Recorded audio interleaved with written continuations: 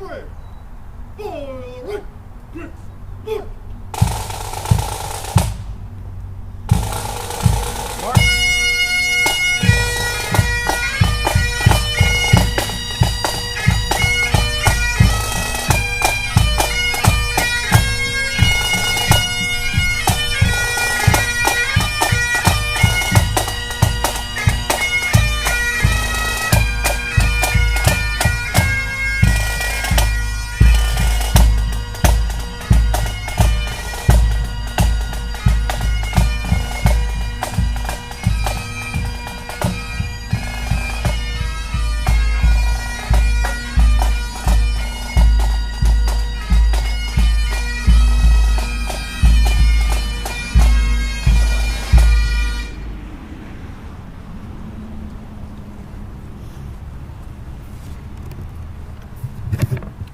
Would you join me in this prayer?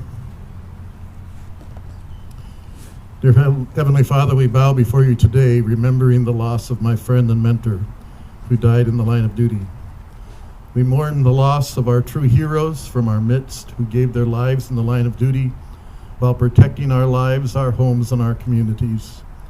Jesus says in the Bible, greater love has no one than this, that he laid down his life for his friends. Today our thoughts and prayers are with our brothers and sisters and families in Kootenai County and in Coeur d'Alene. Would you join me in the word of silence in honor of them?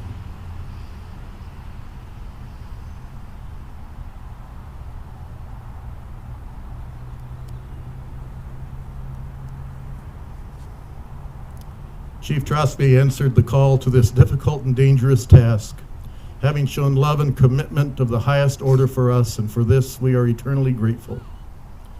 We are fully aware that we can never repay the sacrifice given through years of service. We can never do anything to deserve their ultimate gift of service given to us at such great personal cost, and given at such a great cost to their families. We can only acknowledge today that Brad gave all for us. Help us to go forward today, having received from these short moments of prayer and meditation a small measure of personal aspiration to be like him in small daily ways. Help us to be inspired and changed by his self-sacrifice, his strength, his courage, and his sense of duty. May we put our whole hearts into the task we do that serve the greater good of our community, and may each small act of service we do be a living memorial to the life of service given by Chief Trosky as we place his name in remembrance today. And we are so thankful in Jesus' name. Amen.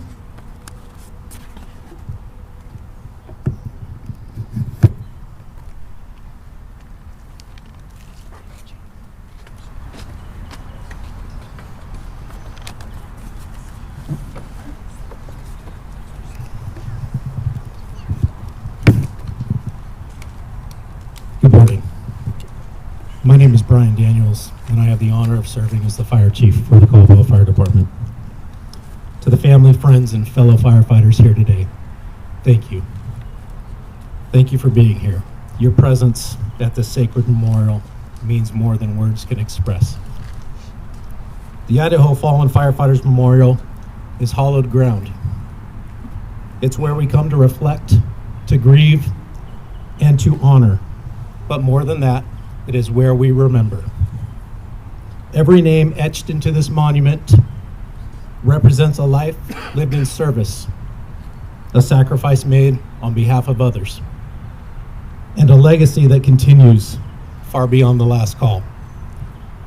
This memorial is a promise, our promise, that the men and women who give everything will never be forgotten. Their names, their stories, and their impact will live on through generations to come. Generations of firefighters who follow in their footsteps. And today, we add one of our own to that eternal role, Deputy Chief Brad Trosky-Johnson. At this time, it is my privilege to welcome someone who has stood shoulder to shoulder with our fire service. He supports our mission, and he understands the weight of this moment. Please join me in welcoming the Mayor of Caldwell, Jerem Wagner.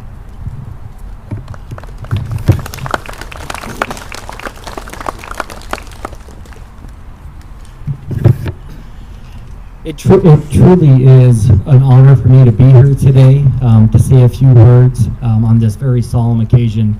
Just to echo what Chief Daniel said, the gratitude that I have, that all of us have, for these incredibly brave men and women that serve day in and day out to keep us safe in so many different ways.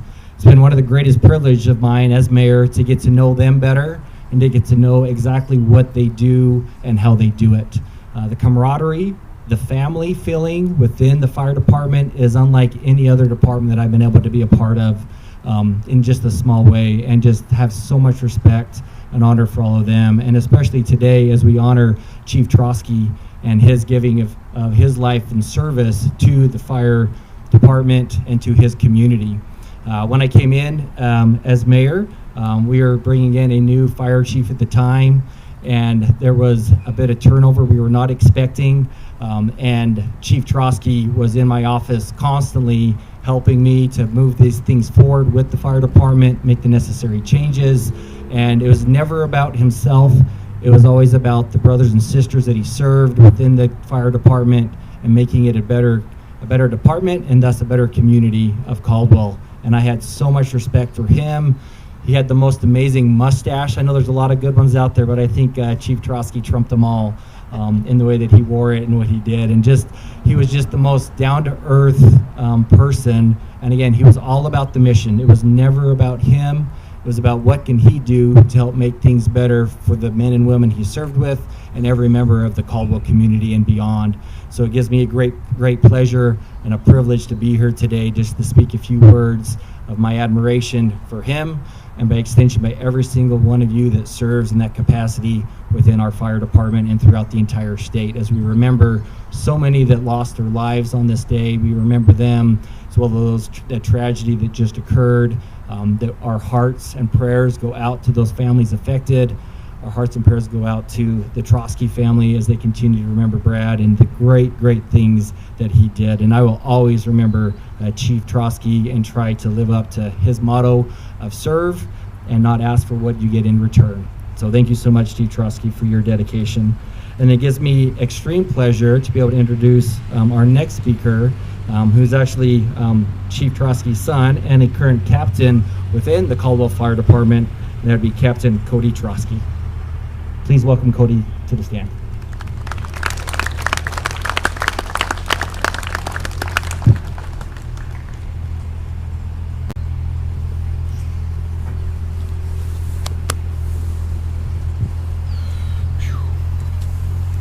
I gotta put my old man glasses on, 1 second.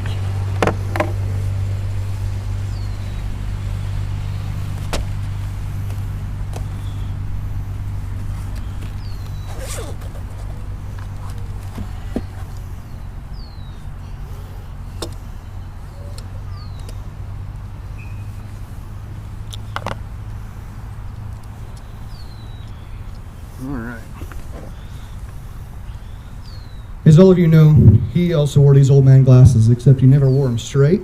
He wore them down here and he looked at you like this. And for some reason I got that too.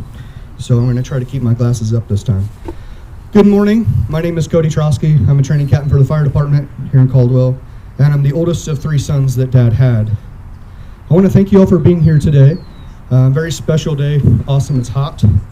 But thank you to the friends, family, your fellow firefighters, community members, and honored guests. We gather here this morning in this sacred place, the Idaho Fallen Firefighter Memorial. This is not just a place to remember the names etched in bronze or stone, but to celebrate the lives that burn brightly in their service and their sacrifice to others. However, today marks a sad moment for the fire service in the state of Idaho. With the events that you guys all heard of last night, we lost 2 of our own brothers, one from Kootenai County Fire and one from Coeur d'Alene Fire. There's a lot of evil in this world, and it's all of our jobs to help combat that. We lost 2 brothers. We know they will be adding their names to this list behind me, as well as my father's. Not knowing what was before them, these 2 brothers gave everything for the job. I ask that you keep them in your thoughts and prayers, them and their families in your thoughts and prayers as time goes on. On the ground, you will find bricks etched in names of different men and women and organizations who had hand in making this monument so we can sit here and remember our loved ones and heal our hearts, so we may rejoice, remembering what amazing accomplishments our brothers and sisters achieved, whose names sit on this wall behind me. Not just for what they accomplished in the fire service, for they were husbands and wives, brothers and sisters, moms and dads, heroes and saints alike. But behind me, standing in the heart of this beautiful city, is more than a monument. This is a promise that Idaho will not forget who made the ultimate sacrifice. Dedicated in 2008 and carefully maintained ever since, this peaceful corner of the city holds stories of bravery, brotherhood, and love for our communities. Every name here represents someone who ran towards danger, someone who answered the call, and gave their life so others may live. Today, I have the honor of placing our father's name on this wall.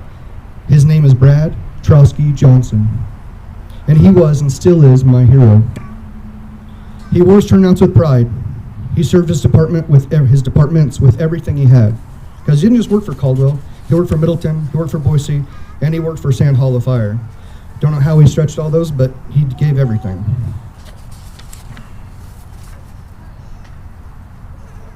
Totally screwed that up, sorry. But beyond his helmet and badge, he was a father, he was a husband, a mentor, and a friend. He was the kind of man you could count on, even in the worst of times. I'd like to tell you a story about him.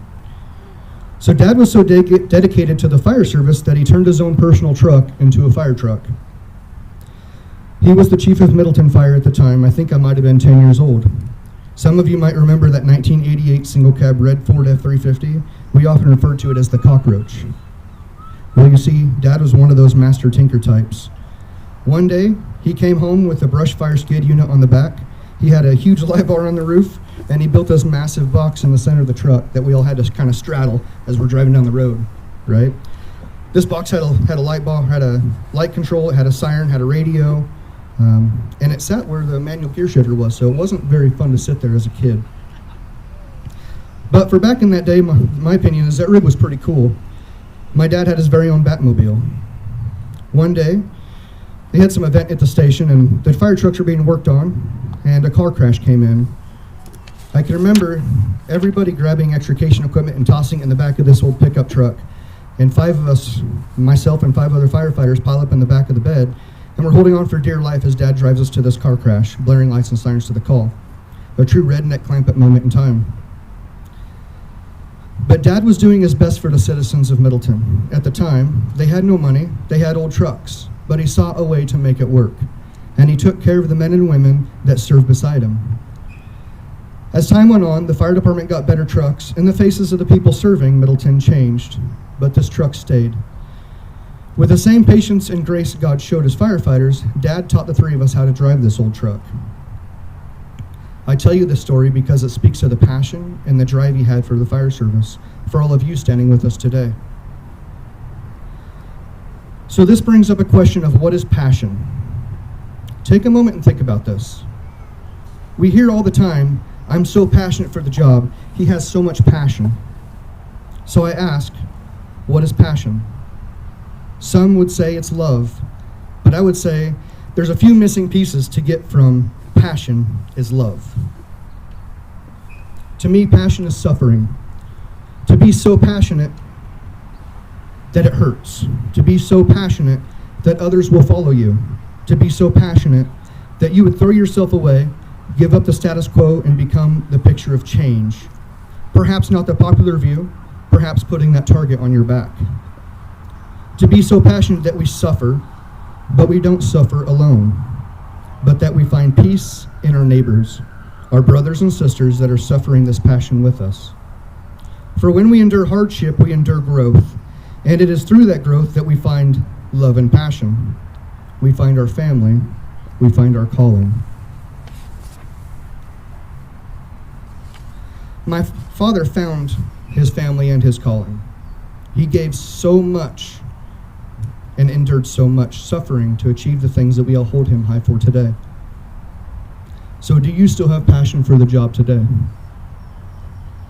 Today his name joins the names of men and women who live their lives of purpose. It brings comfort to know that his service has been recognized, that his memory is part of something enduring and honorable, but it also hurts. Because behind every name here is a family that was left behind, a family like ours. We've felt the silence of his absence at the dinner table, the weight of him missing him on the holidays, and the aching moments that only he could make it right. Yet today, we also feel pride, overwhelming pride, to know that our loved ones are remembered, not for how they died, but for how they lived and for what they stood for. To the other families here, please know you are not alone. We share this path, this grief, and this honor together. And the firefighters standing up that are still on the job, you carry forward a legacy that includes my father's name, our father's name.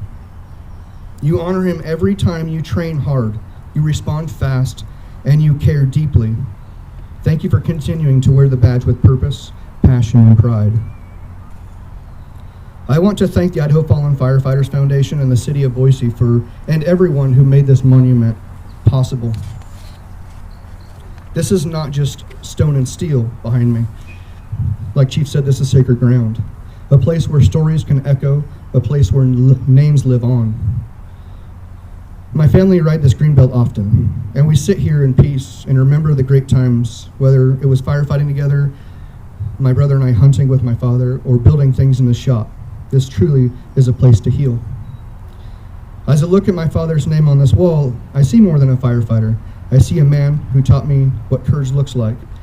I see a man who loved fiercely, served selflessly, and lived with honor. So today I don't mourn his loss, I celebrate it. And I promise his name and the values he lived by will never fade. Thank you and God bless.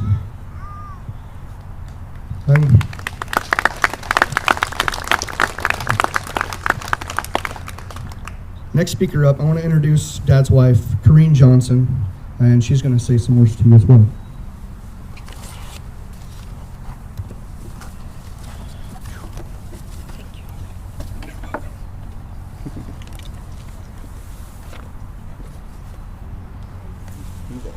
This thing's off. Just turn it on like that.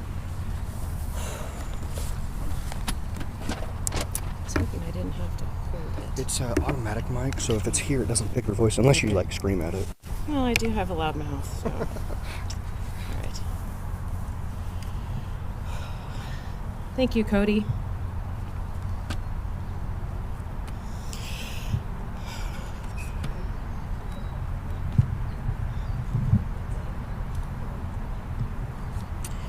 It's been 3 years, 3 long years since Idaho's fire service lost an icon. A shared passion for fire service training and education was just one part of Brad and mine's amazing life together. In that spirit and in his memory, I want to talk to you today about this 3-year journey navigating the LODD process. See, Brad is still with me in my heart, and he always will be. Therefore, he knows the pain and struggles of this 3-year journey. And he would expect nothing less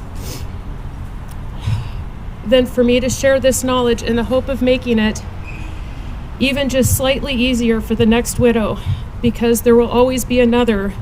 Right now, there are families in North Idaho just beginning this horrific journey, and my heart is breaking for them. It should not have been this hard. I'm not just here talking to you as a fire widow, I'm also one of you. Once a firefighter, always a firefighter. Over the years, I've worked in the fire service in Washington, Oregon, and Idaho. Unfortunately, I've known far too many firefighters who lost their lives in the line of duty one way or another. Therefore, I thought I knew at least a thing or two about the LODD process. Turns out, I did not. I did not know near enough. So here's a brief overview of some of my lessons learned.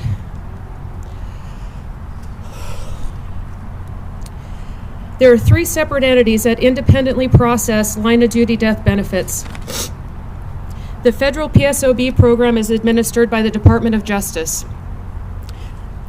Idaho's PSOB program is administered by PERSI, and the workers' compensation benefits are administered through the employer's insurance carrier overseen by the Idaho Industrial Commission. They do not work together, and they do not follow the same standards or guidelines. Each state is assigned a local assistant state team or last advocate by the NFFF. It is their job to assist and support the family and departments in submitting Parts A and B of the federal application. These advocates are true volunteers. They have immense hearts of service and compassion to walk the families and departments through heartbreak. Right now, that person in Idaho is Brad Van Ert. I could not have navigated this without authorizing him to represent me as my proxy.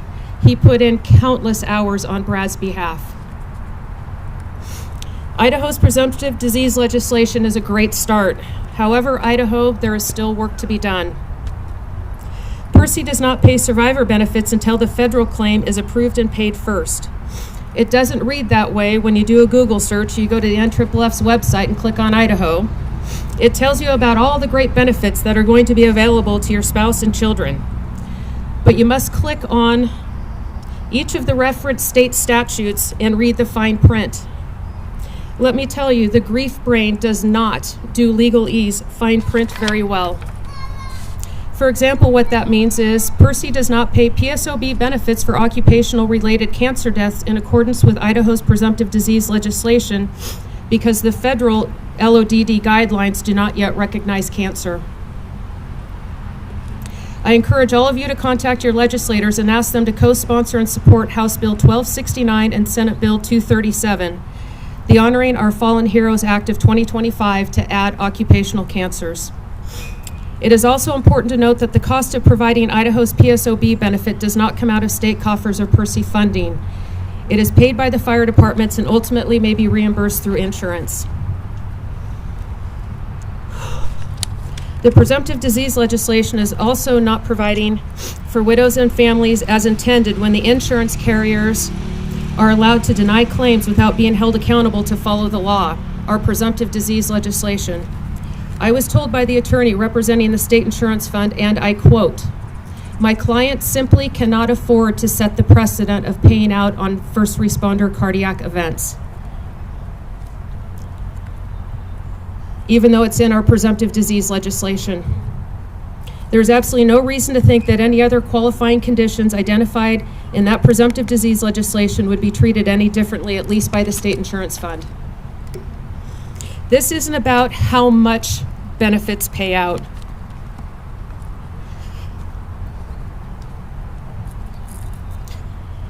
I would pay 100-fold and then some to have Brad back. It's about wanting to make the system and the process just a little bit better than I found it. Hoping Idaho's Fire Service will work together to create safeguards to provide grieving families with a supportive community where they won't have to carry the burden of legal battles on their own in the absolute worst time of their life. None of this is about retirement kind of money, and it isn't intended to be. But what it can and should provide is just a sliver of security for your spouse and children that maybe, just maybe, they won't have to worry about a roof over their head for a little while they pick up the pieces of their lives without you. Death benefits can also ensure your children will receive financial support to attend college. Any settlement short of a fully recognized line of duty death designation will not, however.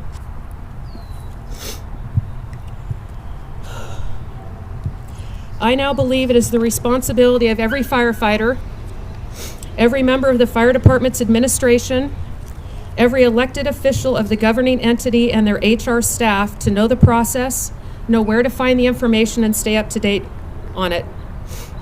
It should even be part of every recruit academy. I wish I would have known 3 years ago what I know today. Your significant others need to know, not because they should bear the burden of spearheading the process, but to know what qualifies for benefits under the different jurisdictions. Knowing this and the timelines become vital information for making the multitude of life's decisions that still must be made every single day, regardless of grief.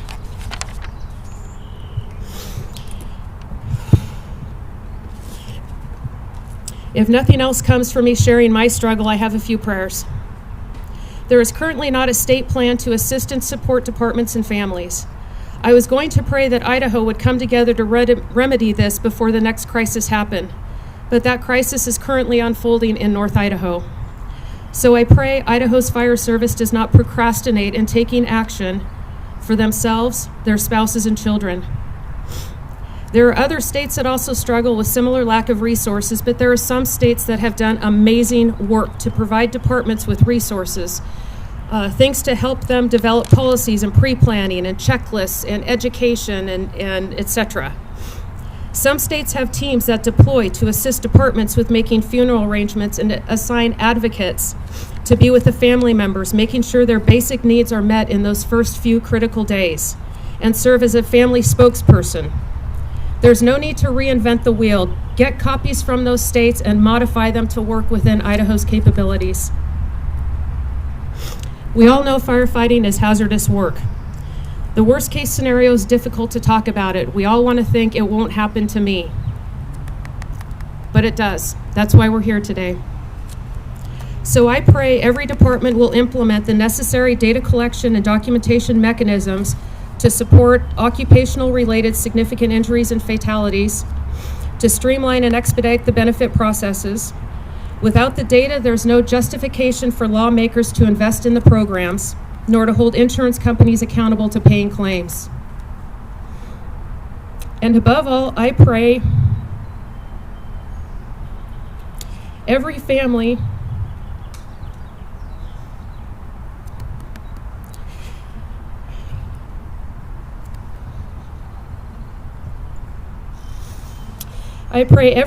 will take time and have the difficult conversations now before that worst case scenario happens.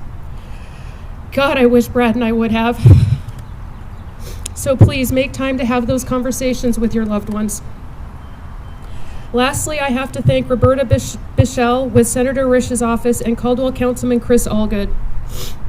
Without their intervention, I am not sure that we would be here today honoring Brad.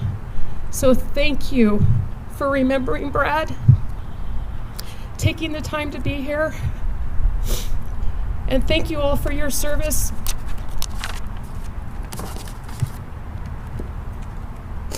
Where do I go? Where does she go from here? Thank you.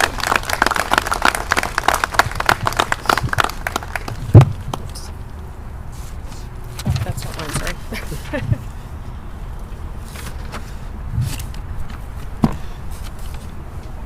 Well, that's hard to follow.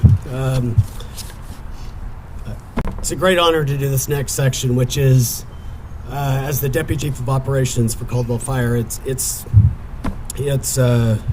I'm honored to be able to participate in this process.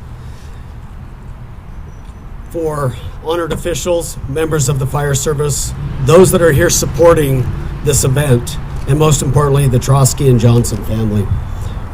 We welcome you here. We're on these terms.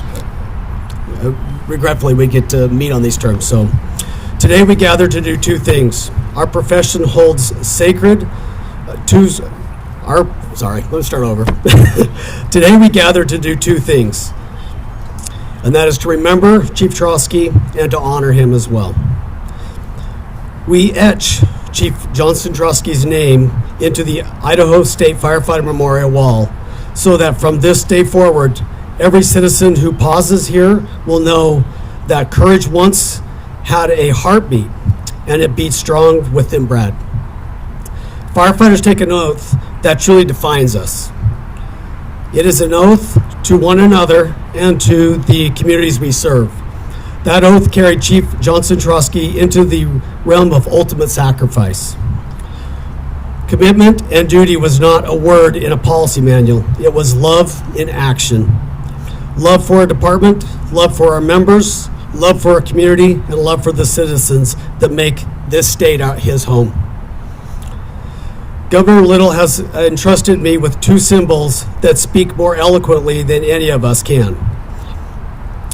The Idaho state flag, which once flew on the top of the state capitol building, and a certificate signed by the governor accompanies it and bears the seal of state of Idaho and affirms that we, as people, will never forget the great sacrifices Chief Johnson Trosky made.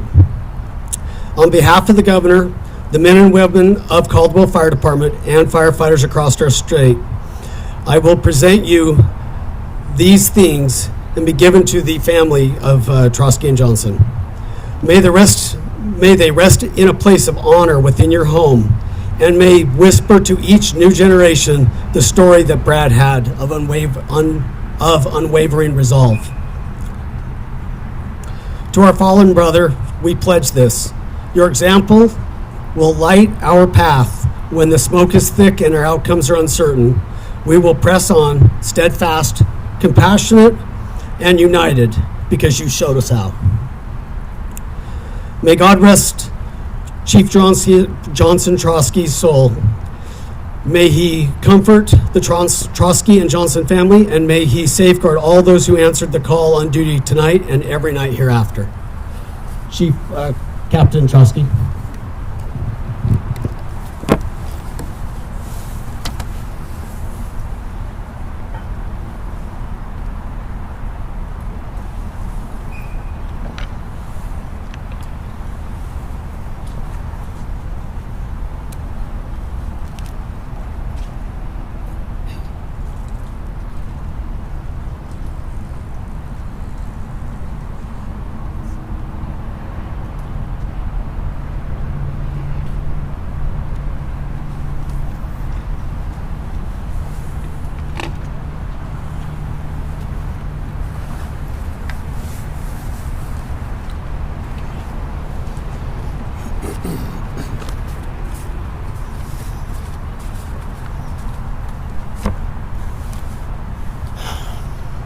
You know, I never had the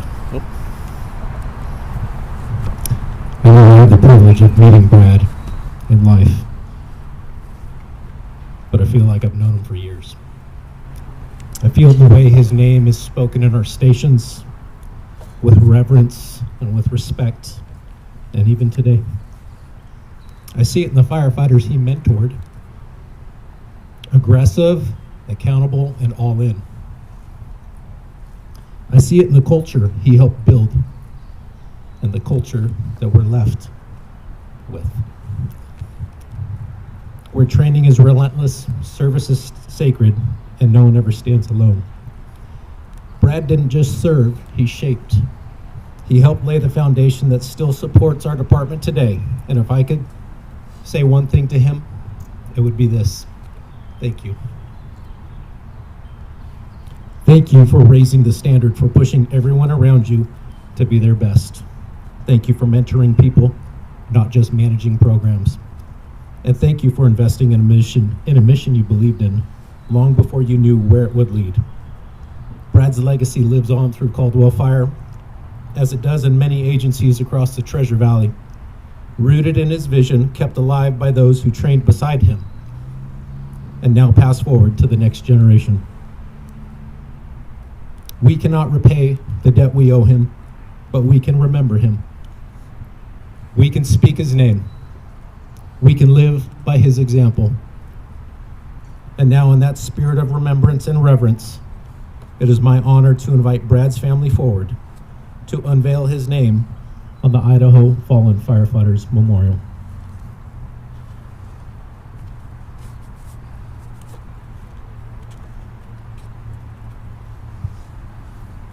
This moment is sacred.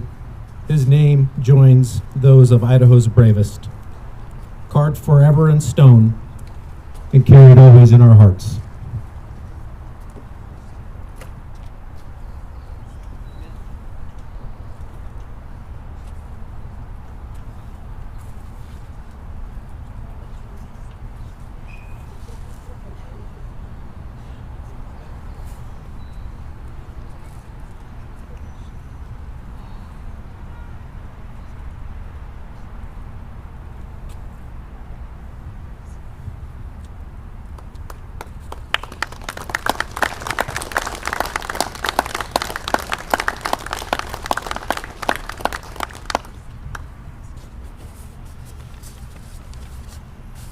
Today we have revealed Brad's name not because his story ended, but because his sacrifice demands that it never be forgotten. His name will be remembered at every future gathering on these grounds and it will be touched by strangers who come here to understand what true courage looks like. This memorial is not for those we've lost. It is for those of us still standing, still serving, still trying to live up to the standard left by people like Brad. And to Brad, our brother, our leader, and our friend, rest easy, Chief. May your name never fade. May your story never end. And may we all live boldly enough to be worthy of the sacrifice you made. Thank you for joining us here today. We now invite everyone to take a moment to pay their respects at the memorial, to reflect on the names engraved here, and to honor the legacy of the firefighters who gave all.